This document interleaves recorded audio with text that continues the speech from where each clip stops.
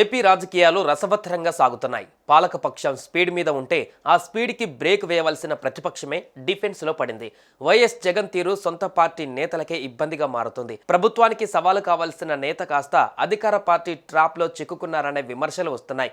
తనకు AP assembly ప్రతిపక్ష నేతగా గుర్తింపు ఇస్తేనే శాసనసభకు వస్తానని చెప్పిన వైఎస్ జగన్మోహన్ రెడ్డి తాజాగా జరగనున్న బడ్జెట్ సమావేశాలకు హాజరు కావడంపై సర్వత్రా ఆసక్తి నెలకొంది.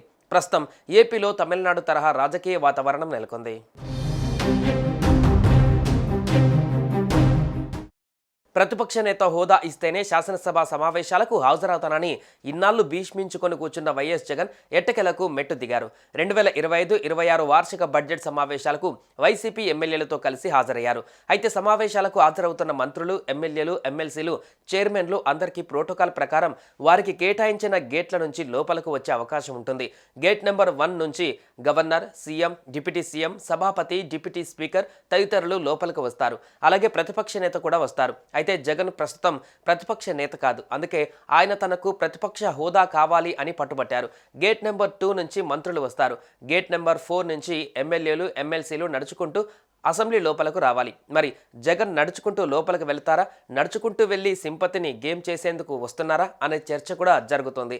తనను సాధారణ ఎమ్మెల్యేగా ట్రీట్ చేస్తున్నారని, తానొక పార్టీ అధినేతనని, మాజీ సీఎంగా పనిచేసిన వ్యక్తిని అని జగన్ అంటున్నారు. ఇది కొంత ఆయనకి సింపతి తెచ్చిపెట్టే అవకాశం కూడా ఉంది. జగన్ గేట్ నెంబర్ 1 నుంచి లోపలికి ఎంట్రీ ఇవ్వాలి అంటే సభాపతికే ఆ అధికారం ఉంటుంది.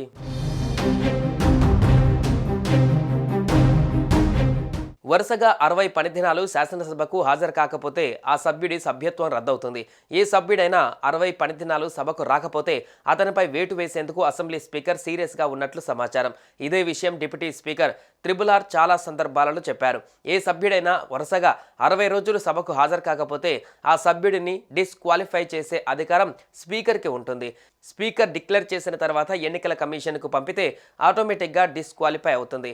ఇది రాజ్యాంగంలోని 101లో క్లాస్ 4లో ఉంది. అందుకే జగన్కి అసెంబ్లీ గేట్ తొక్కక తప్పలేదు.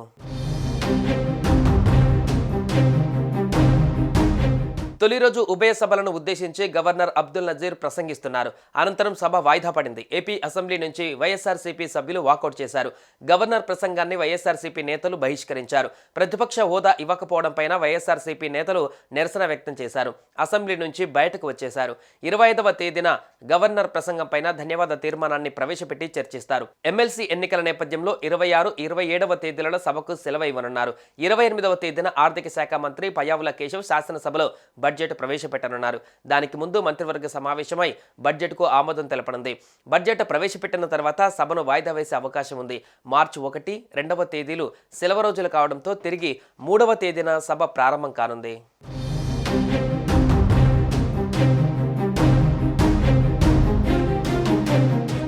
సుమన్ టీవీలో మీ పర్సనల్ అండ్ బిజినెస్ ప్రమోషన్స్ కోసం కింది నెంబర్కి కాంటాక్ట్ చేయండి.